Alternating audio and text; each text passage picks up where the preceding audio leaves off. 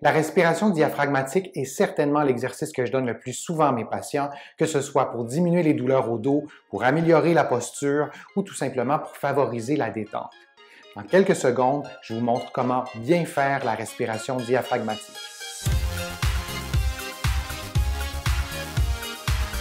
Je suis Denis Fortier. Si vous êtes nouveau ici sur ma chaîne YouTube, je vous propose de vous abonner.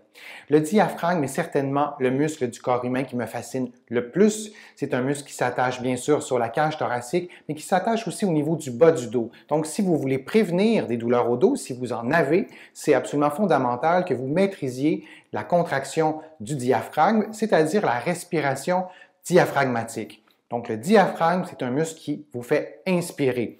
Souvent, je vais dire que c'est l'aspirateur central. C'est vraiment le muscle qui est placé au centre de votre corps qui vous permet de respirer, c'est-à-dire d'inspirer. Pour le stimuler, pour faire des exercices de respiration diaphragmatique, c'est vraiment très simple. Je vous montre comment faire. D'abord, vous placez la main sur l'abdomen et vous ne faites rien. C'est la première étape, vous ne faites rien, vous ne faites qu'observer. Et à partir du moment que vous allez avoir senti que votre ventre gonfle, vous êtes prêt à passer à l'étape 2. Donc, l'étape 2, c'est aussi quand même assez simple. Vous inspirez en gonflant le ventre. Donc, vous prenez une grande inspiration et vous allez sentir et voir votre main qui va monter, votre ventre qui va gonfler. Et quand vous pensez avoir atteint le maximum, bien, essayez d'inspirer encore un petit peu.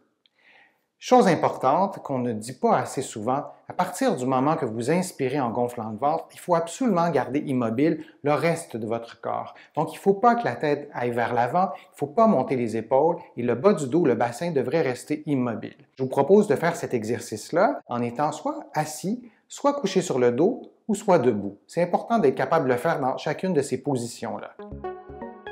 Maintenant, étape 3, c'est un petit peu plus difficile. Vous allez être debout, mais adossé au mur, et vous allez toujours faire le même exercice d'inspirer en gonflant le ventre, mais en gardant la tête, les épaules, le bassin au mur. Vous pouvez plier un petit peu les genoux si c'est plus facile pour vous de garder cette position-là. Si vous avez des tensions, de la douleur, bien vous ne faites pas l'exercice ou vous pouvez avancer un petit peu la tête si vous êtes incapable de maintenir votre tête sur le mur, en fait. À partir du moment que vous avez commencé à faire l'inspiration, il ne faut pas que la tête bouge, ni les épaules, ni le bassin. Il n'y a que le ventre qui gonfle. Et une autre façon aussi de compliquer un petit peu plus l'exercice, d'augmenter le niveau de difficulté, on est rendu à l'étape 4, c'est d'expirer complètement avant d'inspirer. Donc, vous soufflez l'air complètement qui est à l'intérieur de vos poumons et vous allez, de la même façon, inspirer en gonflant le ventre et en ne bougeant rien d'autre. Vous pouvez faire ces exercices-là de 1 à 5 minutes. Vous faites attention pour ne pas vous hyperventiler. Si ces exercices-là augmentent des tensions dans le dos, ça augmente des tensions dans la cage thoracique, bien vous les arrêtez et vous en parlez à votre médecin. Si vous avez aimé ma vidéo, je vous serais vraiment très reconnaissant que vous cliquiez j'aime et que vous la partagez sur les réseaux sociaux.